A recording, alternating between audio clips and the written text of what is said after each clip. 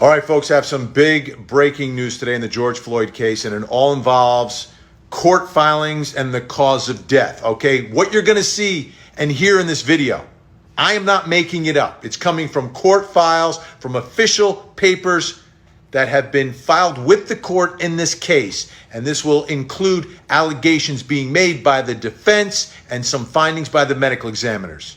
I'm not making any of this up. I'm a legal journalist. I am getting this from the court file. This is what the jury will hear during the trial. The jury who must decide what happened. The jury who will render a verdict in this case. All right, let me get through this because this stuff is important. And let's begin with the medical examiner, right? The cause of death. Cardiopulmonary arrest complicating law enforcement subdual, restraint, and neck compression, okay?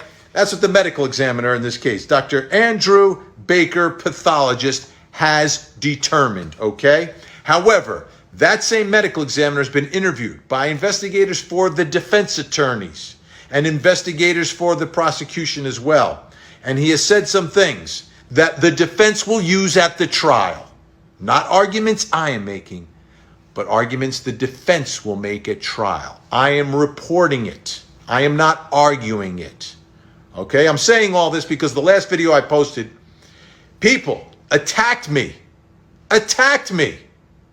for reporting the news. So I'm trying to let you know what my role is in all of this. I'm covering the story. I am the lead anchor for Court TV, the network that will be covering the trials. I've been covering the nation's biggest trials for 20 years.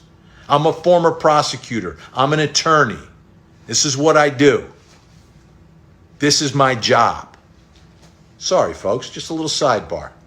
All right, now, statement made by the medical examiner in this case. From the videos I've seen, it appears like his knee is on the side of his neck, not where the structures are.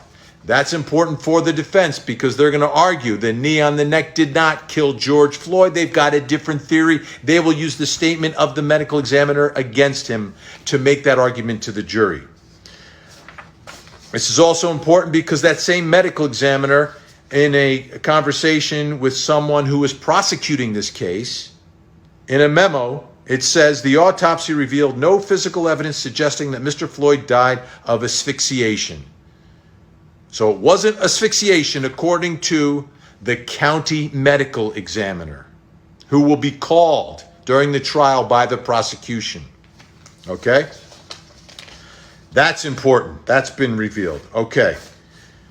Further interview of the medical examiner saying that fentanyl had a high level, 11 nanograms per milliliter. That's pretty high. This level of fentanyl can cause pulmonary edema. Mr. Floyd's lungs were 2 to 3 times their normal weight at autopsy. This is a fatal level of fentanyl under normal circumstances. The medical examiner in the case is saying this is a high dose of fentanyl.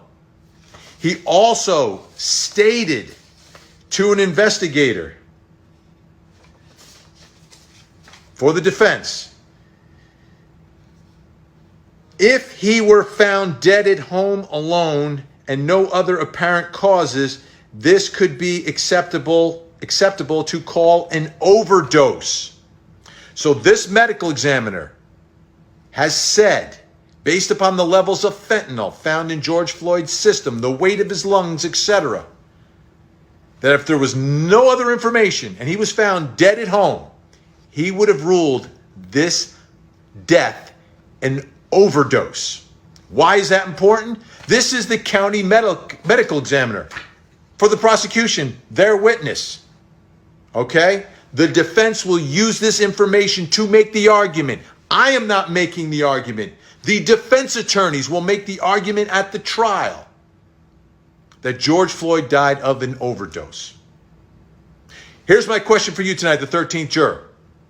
Based upon these statements made by the medical examiner, is that reasonable doubt in this case? And remember, as I explained before, what reasonable doubt is, a reasonable alternative explanation as to how and why George Floyd died. Okay? Based upon the statements that I just read to you, is that reasonable doubt? I am not saying it's reasonable doubt. I'm asking you, the 13th juror, would that be enough for you to be reasonable doubt? 8 to 11 tonight on Court TV. We're going to break it all down. I'm Vinny Napolitan. I'll see you at 8.